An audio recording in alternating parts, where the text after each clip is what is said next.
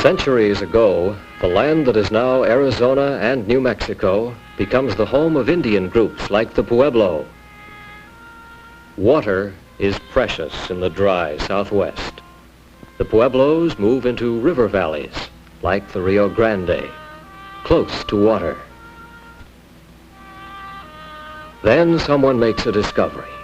By working hard, irrigating the fields, man can raise enough corn to live here permanently. No need to wander like other Indian groups searching for food. The Pueblos can settle down, become farmers, and build permanent villages. Their style of apartment-like buildings suggests the name Pueblo to early Spanish explorers, for Pueblo means village. So they become the Pueblos, and to them, life itself seems to flow from the earth. The earth gives food. With warm, dry soil, they make plaster and build homes. Then another discovery. The fine particles of clay earth can be molded, shaped, made into cooking utensils, pots, water jars, dozens of objects to make life more comfortable. This is the Pueblo discovery in Arizona and New Mexico 1,000 years before Columbus.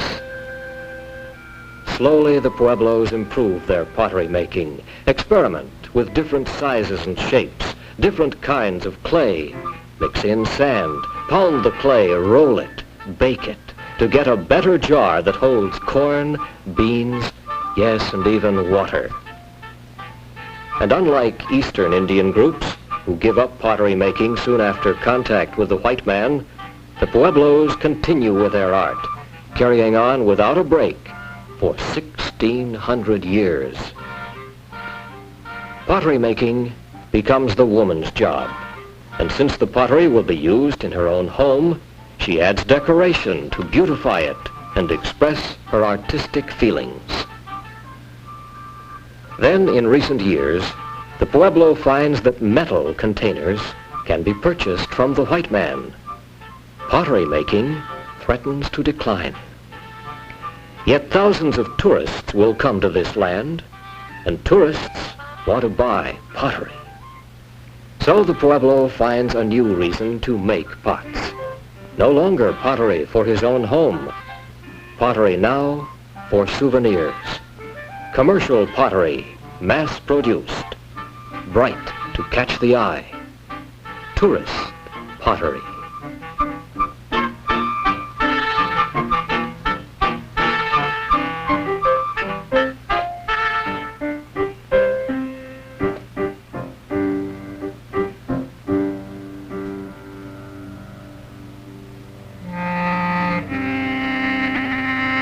And the artist says sadly, "This is not beauty." The work no longer shows the same inspiration a Pueblo woman once felt when she made pottery for her home. Even the designs have lost their meaning.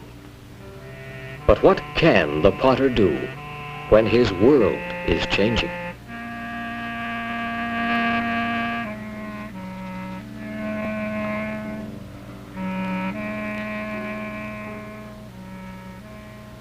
There are exceptions. At San Ildefonso, some potters carry on the finest Pueblo tradition, despite the turn of events.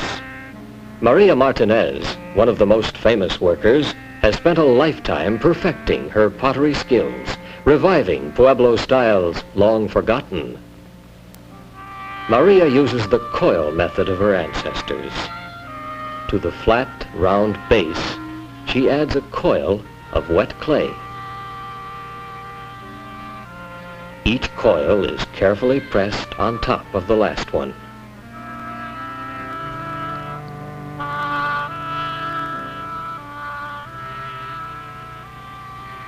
Slowly, the rough form takes shape. After the rough pot dries a bit, Maria shapes it with a gourd shell. Then the pot is smoothed and polished by rubbing it with hard polishing stones.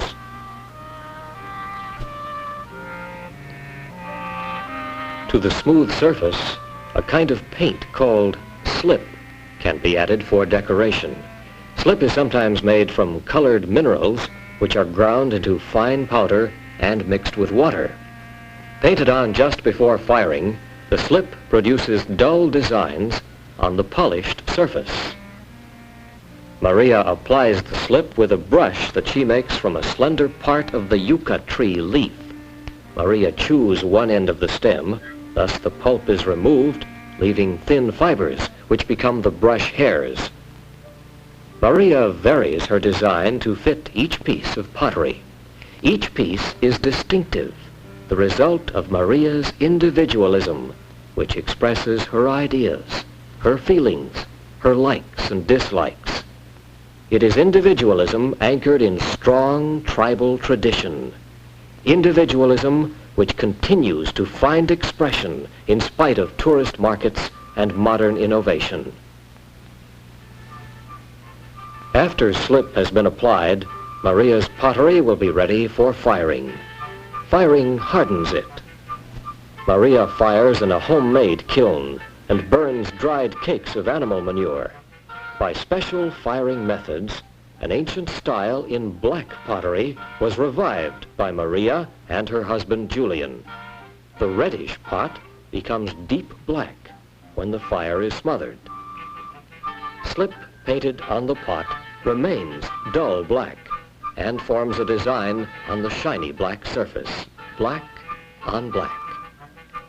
After more than 400 years of contact with the white man, the Pueblo still produces a distinctive art. Although even more remarkable is the fact that this art fits perfectly into a modern world. Yet there is doubt. Will this art continue to find inspiration? The designs once came from what a Pueblo saw and felt, the world of nature, religion, from a Pueblo environment which is changing. What inspired such geometric design? Adobe apartment homes? How many have seen the beauty of a bird, watched its flight, heard its song, and been able, like Maria, to translate those feelings to an art which adds richness to everyday life?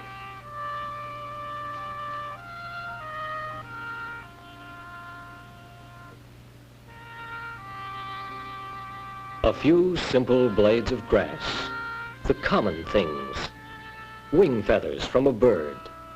Maria has known these and given them new meaning in her pottery.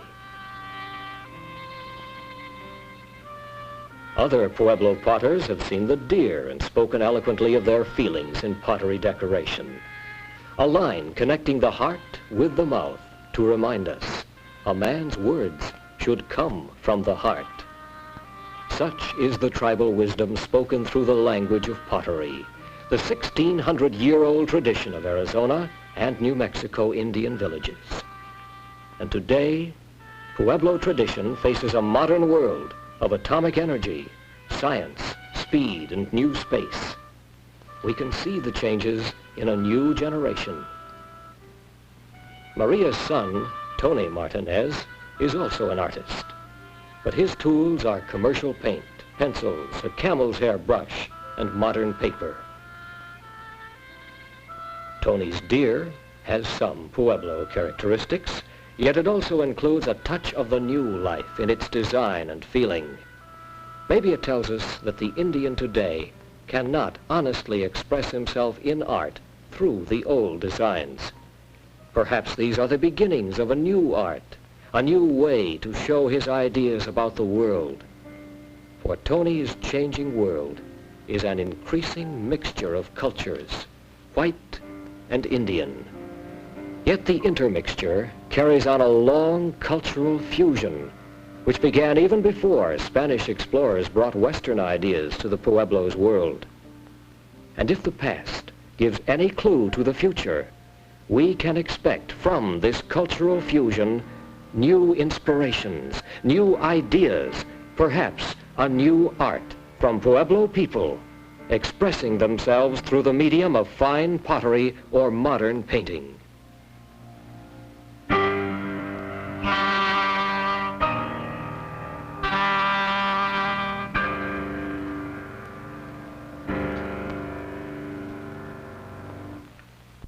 side.